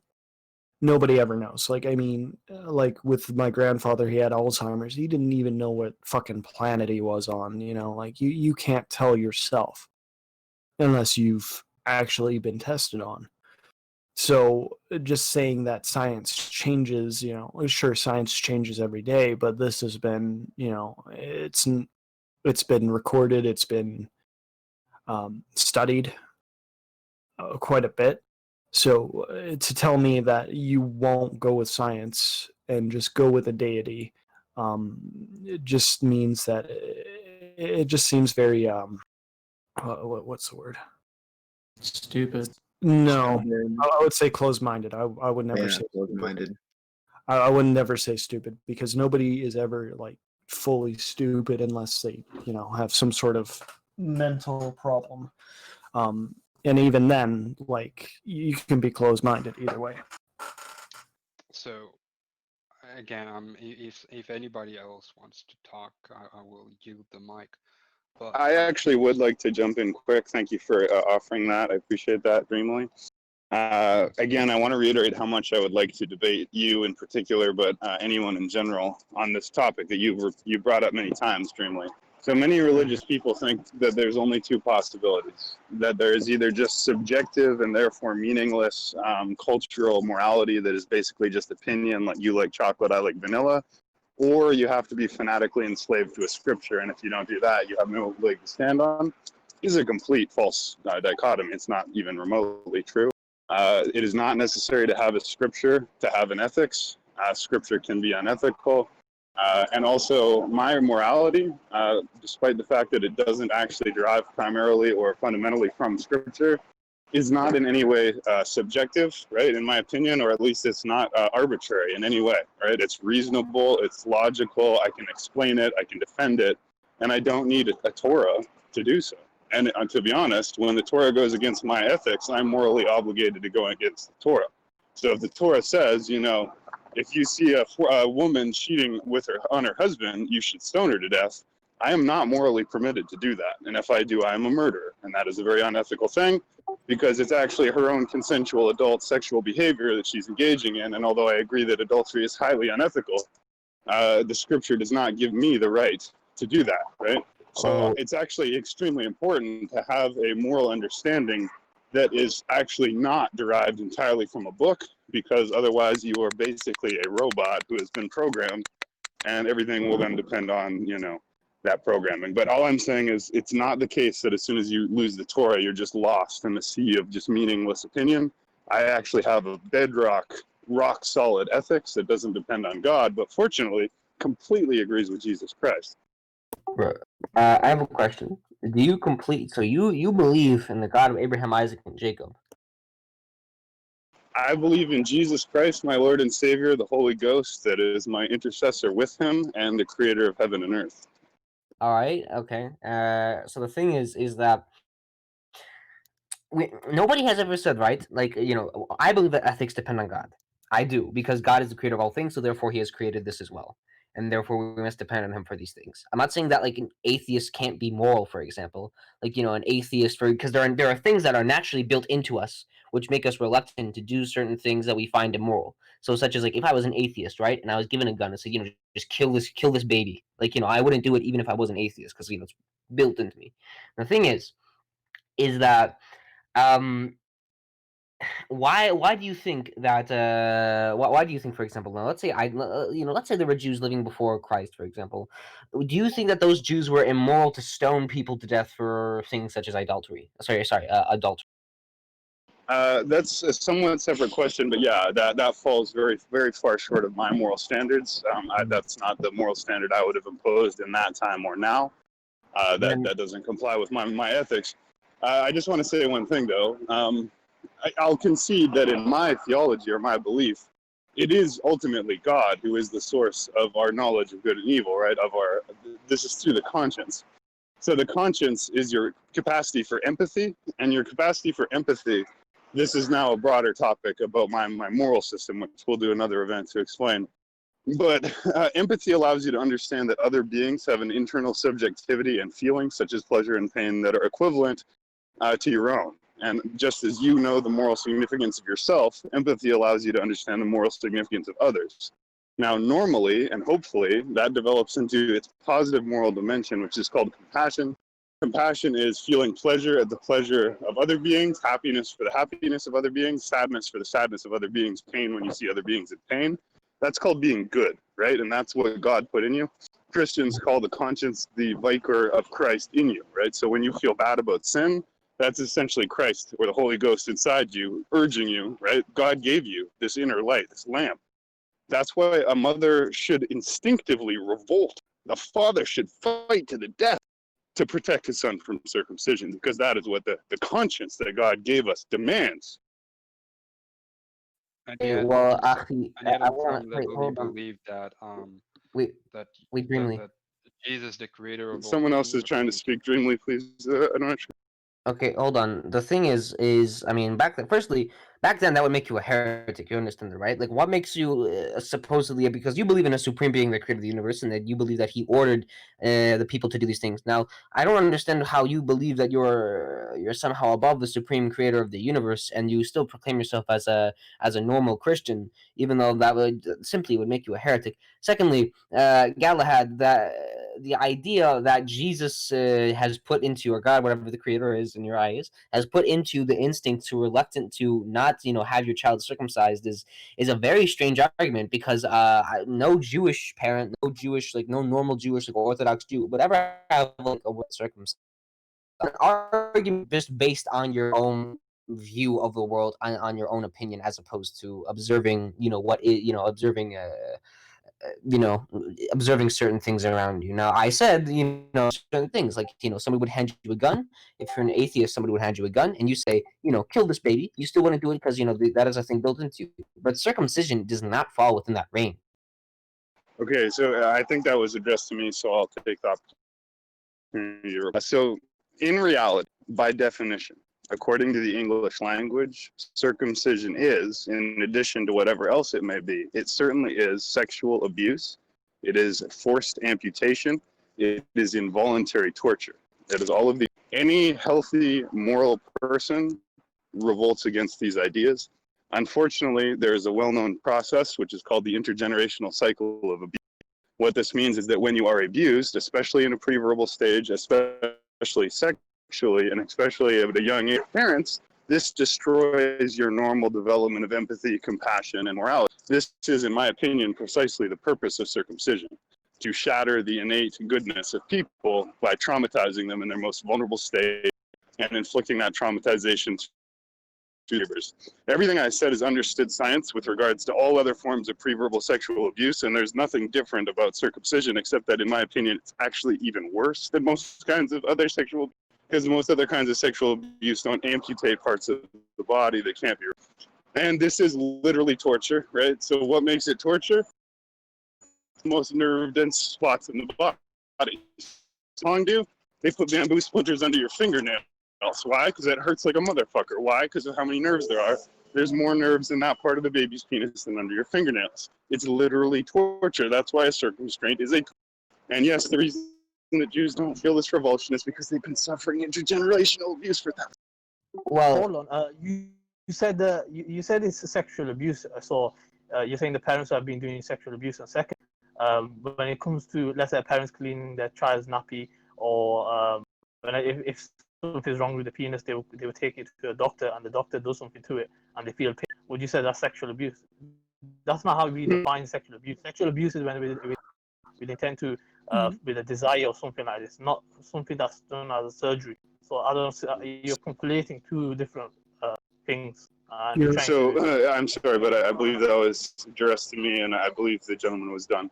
So I want to clarify. I say it's sexual abuse. I understand it's of a different nature and with a different motivation, obviously.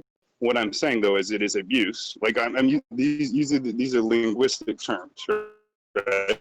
Obviously that part of the body is a sexual organ. So when you abuse that sexual organ, it is by definition sexual abuse. You understand the motivation is not sexual. That's not what I'm suggesting. It's obviously not. Right? Nobody would think that. That would be an absurd thing to think. That's not my dictionary, and the way English language is, it literally is what I said, right? But right, it's a different motivation, but the effect is even worse, in my opinion, in many cases.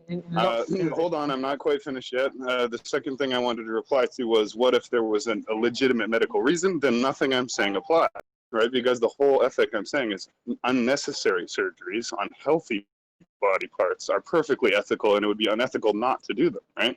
So if the child required that surgery, of course it would be 100% ethical to do it. The reason it's so unethical is precisely because there is no medical reason.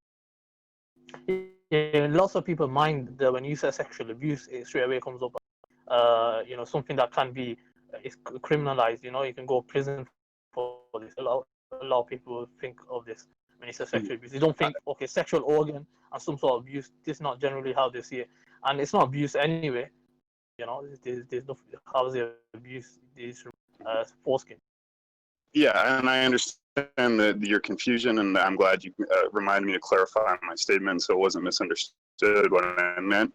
I just want to remind you guys that there is a recorded event channel that goes along with this. I'm going to post definitions from the dictionary and other sources that explain what I'm saying, because this is not actually I'm here, but when I labeled it the way I did, that's actually a dictionary definition, right? So that's not my personal opinion. That's just what the English language confirms.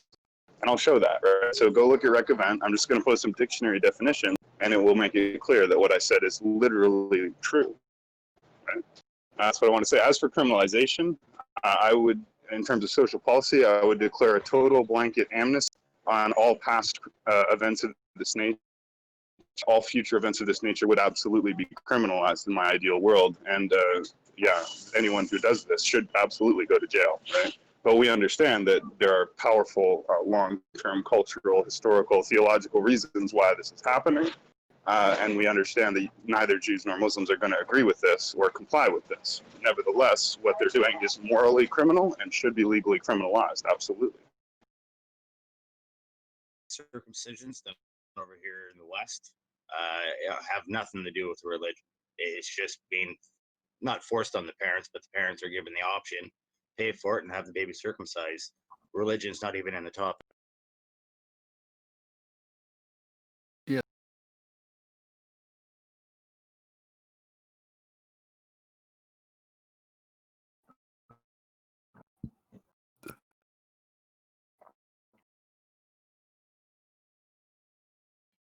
I didn't mean to shut everybody up with that, but it's just the truth. Religion has nothing to do with the amount of circumcisions that are going on right now.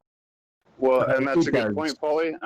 And one of the strangest things is that most of the world does not practice this custom, right? So the vast majority of Europe, the vast majority of Scandinavia, Denmark, France, Germany, all over the world, this practice almost is. It's obviously rife in the Islamic world for obvious reasons. It's rife among the Jewish community. America is a major outlier in that this is commonly practiced at all, and we should definitely question that. And why that is, but and sadly, many Christians partake in this, and that's a real shame. Honestly, I think at least in the U.S. Is less religious. It's more about masturbation, because so if you make the penis less sensitive, you won't masturbate as much, is what their thinking was. If I remember, that's why they do it in America for non-religious.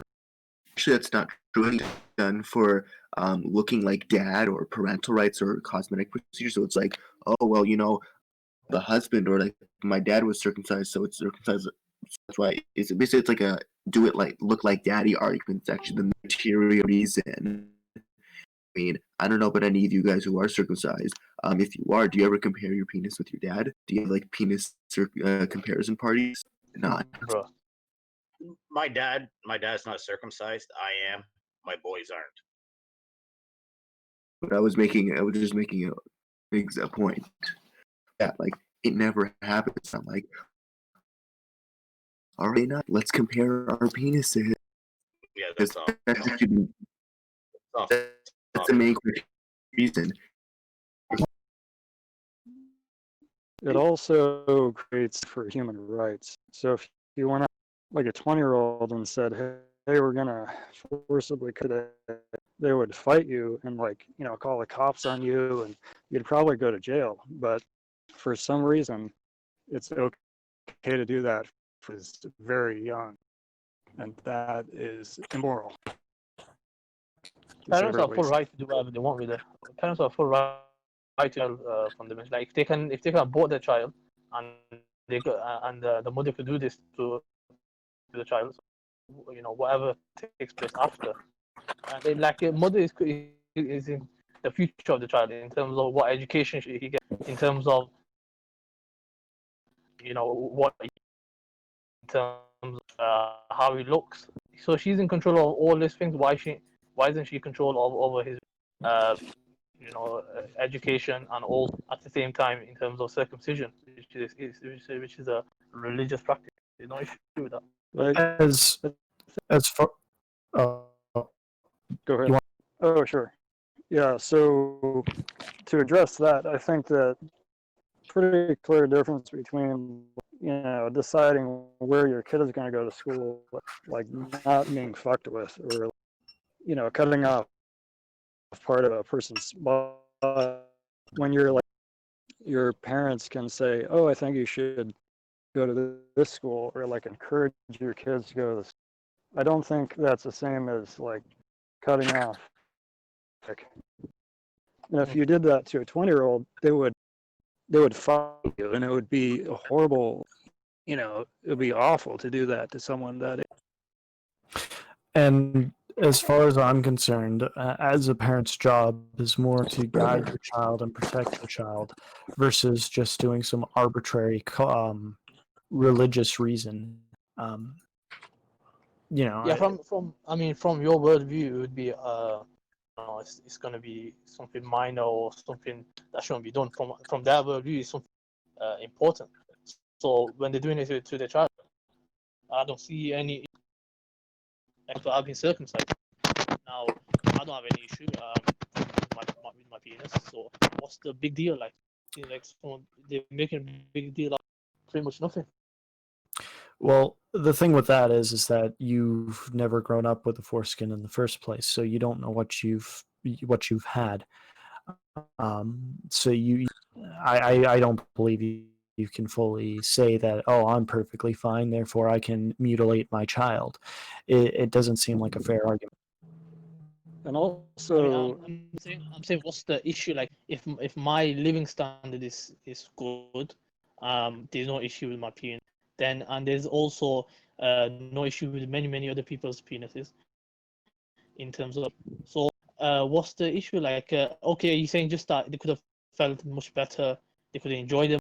Are these the basic arguments? Like, it's just like which chocolate's better? Well, caramel's better, white chocolate's better.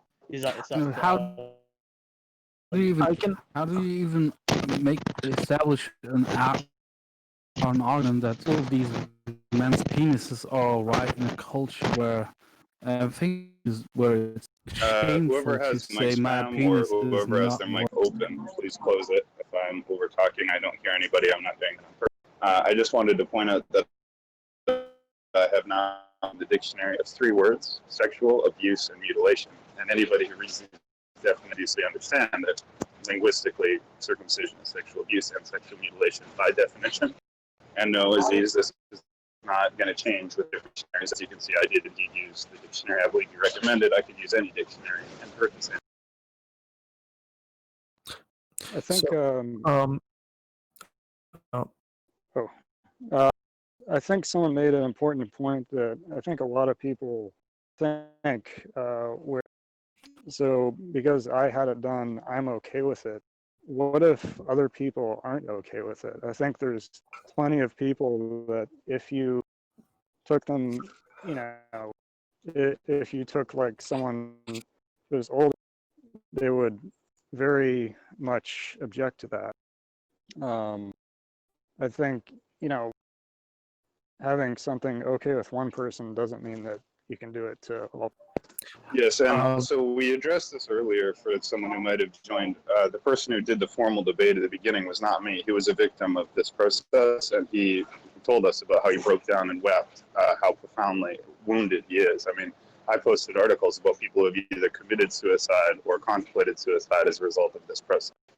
So although it's wonderful that you're not one of those people who is struggling to that extent, there are countless people who have killed themselves or have greatly regretted this. And as it was already pointed out, you can't know what you never had it. So your perception that you're totally fine is great because your standard of normal is what it is, right? So it's like, imagine if you never met a woman and so you never knew how happy you would be if you were married. And you say, yeah, I'm fine. I'm single. I'm totally fine. But then when you got married, you'd say, holy crap, now that I know what marriage and a wife is, right? So you would say, well, no, I never had a wife. I'm totally fine. Yeah, you're quote unquote fine. That doesn't mean you're not deprived of a much greater level of happiness that you're simply unaware of, right? Hold on. So we had two perspectives today, right? Two people who share exactly the same perspective. One was Carter, who was a victim of this torture, and myself, who fortunately, thank the ever-loving God, was spared that horrible fate. And so I am uncut, he was cut. We have exactly the same views, and we feel good. It's just that he was